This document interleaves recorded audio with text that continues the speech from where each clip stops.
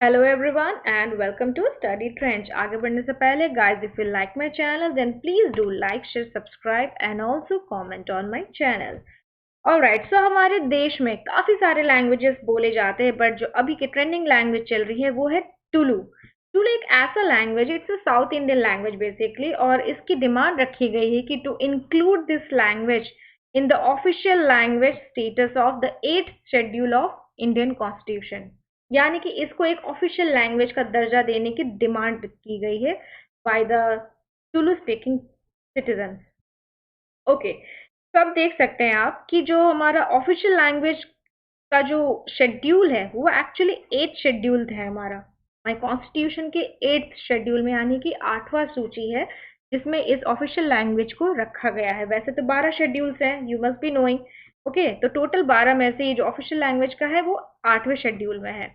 और इस शेड्यूल में इंक्लूड करने की बात की गई है। क्यों इस शेड्यूल में? क्योंकि जो भी लैंग्वेजेस इस शेड्यूल में इंक्लूड की जाती हैं उनको देश भर में ऑफिशियल लैंग्वेज का स्टेटस, इनका दर्जा मिलता है। यानी कि वो देश भर में कहीं भी बोलने के लिए वो उसको ऑफिशियल स्टेटस मिल गया है by the constitution of India. But इससे पहले अब देखते हैं कि टुलू लैंग्वेज आखिर है क्या, आखिर इसको क्यों जो टुलू स्पीकिंग पर्सन है वो क्यों इसकी डिमांड रख रहे हैं। एक्चुअली आपको जब पता ही है कि टुलू जो है साउथ इंडियन लैंग्वेज, ये साउथ एरियाज में होता है, बेसिकली कर्नाटका और केरला एरिया में ये टुलू स्पीकिंग पर्सन पाए जाते हैं। और आपको पता है जितने भी साउथ के जितने भी कंस्ट्रक्शन हो रहे, जितने भी टेम्पल्स हैं या लैंग्वेजेस, वो सब Dravidian languages and Dravidian based temples हैं। और जो नॉर्थ में हमारे टेम्पल्स होते हैं वो नगर बेस्ड है। ओके, खैर ये तो बाकी बेसिक्स था। उसके अलावा हम देखते हैं कि 2011 का जो डिकेड सेंसस रिपोर्ट था उसके मुताबिक कहा गया है कि पूरे देश में 18,46,000 के अराउंड जो पर्सन है वो टुलू बोलते हैं। और इसी वजह से इनकी पॉपुलेशन, इनकी मेजोरिटी काफ़ी है, इसी वजह से इसकी डिमांड रखी जा रही है by Tulu speaking person to place it in the official language status of the Indian constitution. और टुलू जो है हमारा रिच ओरल ट्रेडिशन से इंस्पायर्ड है। काफ़ी सारे फोक सॉन्ग्स है जो टुलू लैंग्वेज में एंशिएंट टाइम पे लिखे गए थे, जैसे कि पड्डान, और ट्रेडिशनल फोक थिएटर जैसे कि यक्षगण। ओके, ये ऐसे प्रूफ्स है जिनके बेसिस पे बताया जाता है कि टुलू आज से नहीं है, कई ज़माने से है। इस वजह से इसको ऑफिशियल लैंग्वेज के स्टेटस की डिमांड रखी जा रही है। नेक्स्ट, अब आके देखते हैं हम लोग कि एक्चुअली जो है हमारा एक ऑफिशियल लैंग्वेज एक्ट होता है ऑफ द ईयर 1963, जिसके मुताबिक ये कहा गया है कि इंग्लिश और हिंदी ही सिर्फ ऐसे लैंग्वेज है जिनको ऑफिशियल पर्पस पे यूज किया जा सकता है बाय यूनियन या किसी भी बिजनेस ट्रांजेक्शन्स के लिए। यानी कि ऑफिशियल लैंग्वेज का जो एक्चुअल ऑफिशियल लैंग्वेज का जो दर्जा मिला है, ये नहीं कि बाकी लैंग्वेजेस को दर्जा नहीं मिला, लेकिन जितने भी यूनियन के जितने भी कागजी काम होंगे वो या तो इंग्लिश में होंगे या तो हिंदी में होंगे। ऑलराइट, और इसके अलावा कॉन्स्टिट्यूशन ये क्लियरली स्पेसिफाई नहीं करता है कि हर स्टेट का अलग लैंग्वेज हो। ये कॉन्स्टिट्यूशन कभी नहीं कहता है कि हर स्टेट का अपना इंडिविजुअल लैंग्वेज हो, नहीं। उनके कुछ मेजोरिटीज होने के बाद ही उनको ऑफिशियल लैंग्वेज का दर्जा दिया जाता है। अब देखना ये है कि क्या आगे आने वाले टाइम में टुल्लू को इंक्लूड किया जाता है कि नहीं किया जाता है। वैसे तो कॉन्स्टिट्यूशन ने एक और सहूलत दी है हर एक स्टेट को to adopt any one or more languages used in the state, या फिर वो हिंदी को अपना ऑफिशियल लैंग्वेज भी डिक्लेयर कर सकता है। हर स्टेट के पास एक ऑप्शन है, हर स्टेट को ये फ्रीडम दी गई है कि वो अपने स्टेट का एक या एक से ज़्यादा ऑफिशियल लैंग्वेज डिक्लेयर करे on the basis of majority. But जब तक वो डिक्लेयर नहीं करते हैं तब तक वो हिंदी को अपना ऑफिशियल लैंग्वेज सेलेक्ट कर सकते हैं। और अगर हिंदी को भी नहीं सिलेक्ट करना चाहते हैं तब तक उन्हें इंग्लिश को अपना ऑफिशियल लैंग्वेज सिलेक्ट करना ही पड़ेगा, which is a mandatory step. Okay, या तो वो अपना डिक्लेयर करें, अपना प्रोविजन रखें, या तो फिर वो हिंदी को करें। और अगर हिंदी भी नहीं करते हैं तो उनको इंग्लिश को तो सेलेक्ट करना ही पड़ेगा एज इट्स ऑफिशियल लैंग्वेज। इसके अलावा आप देख रहे हैं टुलू के बारे में अब हम बात करें तो पहले हमारा फोकस टुलू पे ही रहेगा। और टुलू की बात की जाए तो ये कुछ एंशंट ज़माने के टेक्स्ट हैं अराउंड 15th सेंचुरी के, जो कि टुलू लैंग्वेज में ऐसे लिखे जाते थे। वह क्योंकि द्राविडियन लैंग्वेज साउथ इंडियन है तो ऑफकोर्स इसका कहीं ना कहीं जो रूट है वो साउथ का ही रहेगा। ऑलराइट, तो ये कुछ उसके ग्लिम्स थे टुलू लैंग्वेज के। उसके अलावा ये है कि टुलू के बारे में आप जान लिया। अब जानते हैं कुछ अपने कॉन्स्टिट्यूशन के 8th शेड्यूल के बारे में। वैसे आपको पता है कि कॉन्स्टिट्यूशन में टोटल 12 शेड्यूल्स हैं, यानी 12 सूचियां हैं।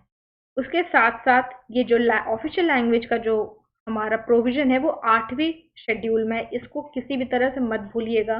और जो हमारा ऑफिशियल लैंग्वेज किस पार्ट में आता है, शेड्यूल और पार्ट में डिफरेंस होता है। किस पार्ट में आता है कॉन्स्टिट्यूशन के 17th पार्ट में आता है, यानी 17th भाग में आता है। हर एक भाग होता है, जैसे कि पार्ट 1 में आता है हमारा union and it's territory, okay, part 2 में आता है सिटीजनशिप, वैसे ही आता है पार्ट 17 में हमारा आता है ऑफिशियल लैंग्वेज का। और इसका आर्टिकल कहाँ से कहाँ तक है, आर्टिकल 343 टू 351। ये आर्टिकल्स का रेंज याद रख लीजिएगा, 351 तक है। और आर्टिकल 343(1) कुछ ऐसे प्रोविजन है इन आर्टिकल्स के जो हमें अपने एग्जाम के लिए पढ़ना चाहिए। जैसे कि आर्टिकल 343 का क्लॉज 1 ये कहता है कि जो हम हिंदी लिखते हैं देवनागरी लिपि में, उसको as official language of the union declare किया जाए, उसको आइडेंटिफाई किया जाए। एक्चुअली देखो, स्टेट का कोई, हमारे देश का कोई नेशनल लैंग्वेज नहीं है। We don't have any national language, but we of course have the we of course have the official language of the union, which is Hindi. Okay, but हमारा official language provision act of 1963 क्या कहता है कि both Hindi और English हमारा official language of the union होगा। Okay, next article 351 क्या कहता है, ये भी एक इंपॉर्टेंट क्लॉज है जो कहता है कि it provides for the spread of Hindi language to develop it so that it may serve as a medium of expression for all the elements of the composite culture of India. यानी कि कोई एक common language होना चाहिए हमारे देश में जिसके बेसिस पे हम हर कोई अपना एक्सप्रेशन जो है शेयर कर सके। एक कॉमन मीडियम होना चाहिए, क्योंकि हर कोई अपने अपने लैंग्वेज में आएगा, फिर हमेशा किसी न किसी ट्रांसलेटर की जरूरत पड़ती है। That's why union has said that to adopt Hindi and to spread the language Hindi and its influence in the state of India. Alright, इसके अलावा जो हमारे ऑफिशियल लैंग्वेज की बात की जाए तो 8th शेड्यूल में टोटल 22 लैंग्वेजेस हैं अब तक। आगे हो सकता है बढ़ भी जाए, और अगर टुलू लैंग्वेज इंक्लूड हो जाएगा तो हमारे जो ऑफिशियल लैंग्वेजेस की जो लिस्ट है वो बढ़कर 23 हो जाएगी। ओके, ये कुछ लिस्ट है, ये टोटल के टोटल जो 22 लैंग्वेजेस हैं हमारे इंडिया में जो अडॉप्ट किए गए हैं इन द 8th शेड्यूल, वो ये हैं आसामीज, बंगाली, गुजराती, हिंदी, कन्नड़, कश्मीरी, कोंकणी, मलयालम, मणिपुरी, मराठी, नेपाली, ओडिया, पंजाबी, संस्कृत। यानी कि अगर बात की जाए जो मेजर पॉपुलेटेड स्टेट्स हैं उनके लैंग्वेजेस को अडॉप्ट किया गया है as official language. Okay, not official language, उनके लैंग्वेज को इंक्लूड किया गया है in the 8th schedule as official language. Alright, इसके अलावा इसका सिग्निफिकेंस या इसका इंपॉर्टेंस या इम्पैक्ट कुछ भी कह सकते हैं कि अगर टुलू को ऑफिशियल लैंग्वेज में इंक्लूड कर दिया जाए तो फिर क्या सिग्निफिकेंस है, क्या इंपॉर्टेंस है। सबसे पहली बात कि उसको रिकॉग्नाइज किया जाएगा, उसको दर्जा दिया जाएगा as official language of the nation. उसके अलावा जितने भी एमपीज और एमएलएज होंगे वो अपने पार्लियामेंट में या असेंबली में इस ऑफिशियल लैंग्वेज में बात कर सकते हैं, क्योंकि अगर ऑफिशियल लैंग्वेज नहीं होगा तो इन 22 लैंग्वेजेस के अलावा किसी और लैंग्वेज में पार्लियामेंट में डिस्कशन नहीं कर सकते। उसके अलावा जो स्टूडेंट्स होते हैं उनके लिए एक और लैंग्वेज इंक्लूड हो जाएगा Tullu in the question paper, की वो अपने रीजनल लैंग्वेजेस में भी पेपर दे सकते हैं, तो जिसमें टुलू इंक्लूड हो जाएगा। अदर देन हिंदी इंग्लिश जैसे चलता है उसके अलावा भी रीजनल लैंग्वेजेस इंक्लूड हो जाएगा जिसमें Tulu will be the one. Alright, so इसी के साथ हमारा आज की वीडियो यहीं खत्म होता है। If you like my channel then don't forget to subscribe. Alright, till then take care, bye bye.